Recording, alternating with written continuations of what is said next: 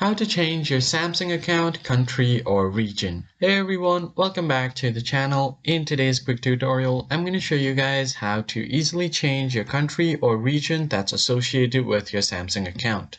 But before we get started, don't forget to hit the like button down below and subscribe to the channel. Now let us jump right in. The very first thing you want to do is simply head over to your this URL account.samsung.com if you are using your computer, and make sure to log into your account.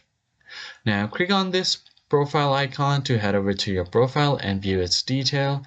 Now simply scroll down a bit and then tap on this edit personal information, and from here select country or region. Now you can change it according to your preference and then tap on change. And once you have done that, you can read the provided information on the screen, click on the checkbox and then click on change. Now if you are using by phone, Samsung account users currently cannot use an app to change the country or region to the profile. However, you can make the change by opening your internet browser and following the above instruction. So that's pretty much it. I hope you found the tutorial helpful. I'll see you guys on the next video.